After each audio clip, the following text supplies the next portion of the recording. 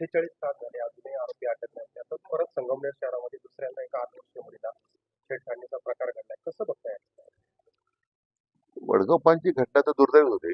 आता याच्यामध्ये आपण सीसीटीव्ही फुटेजची बाजूला कुठं नसल्यामुळे आता त्याची अडचण आहे. तरी आता पोलीस अधिकाऱ्यांना ज्या शाळेमधले जे सीसीटीव्ही फुटेज आहेत ते आता तपासायला सांगितलं. ते आम्ही तपासतोय. कारण त्यामध्ये आता शाळेमध्ये फुटेज सीसीटीव्ही आहेत का मला कल्पना नाहीये.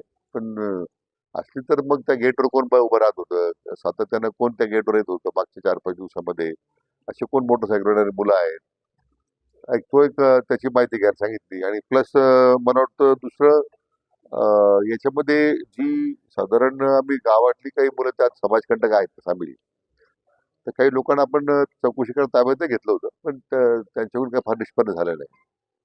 मग बाहेरचा कोणतरी व्यक्ती असला पाहिजे असं पोलिसांना संशय आहे. आता आम्ही सुद्धा सातत्यानं त्याचा पाठपुरावा करतोय की ताबडतोब आरोपी ताब्यात मिळाला पाहिजे.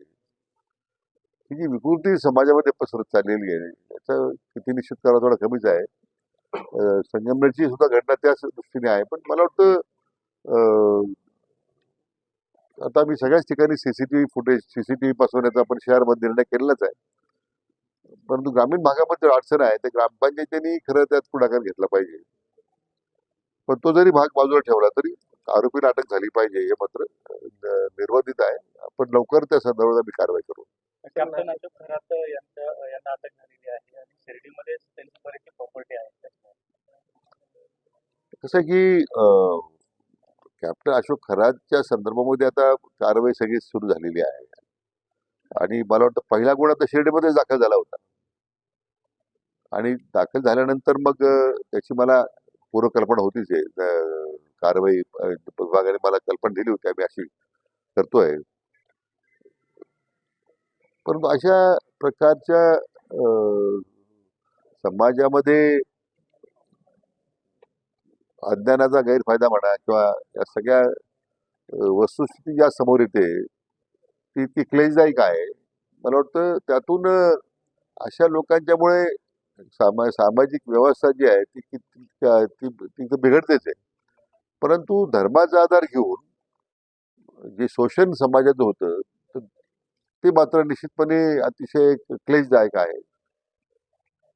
त्यांच्या ह्या सगळ्या भानगडी ज्या झालेल्या आहेत त्याचा मी तर निषेधच करतोय. आता सुदैवानं माननीय मुख्यमंत्र्यांच्याकडे मागणी केल्यानंतर SIT स्थापन झालेली आहे. आमच्या एक IPS अधिकारी सातपुते मॅडम त्यांची आता त्या ठिकाणी नेमणूक झालेली आहे.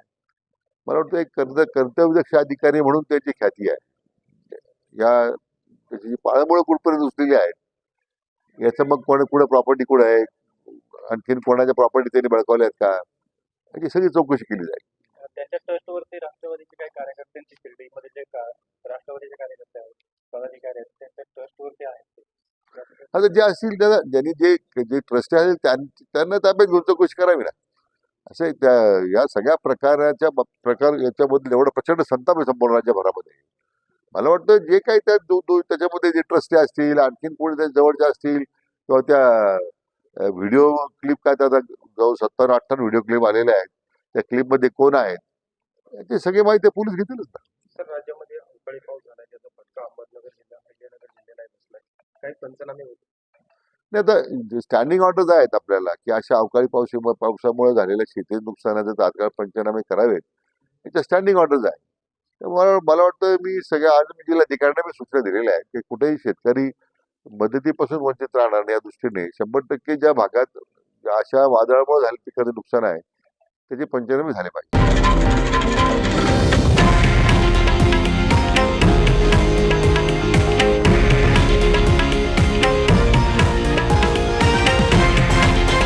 हे आहे देशातील नंबर 1 न्यूज नेटवर्क आणि आपण पाहत आहात TV9 मराठी, एकमेव.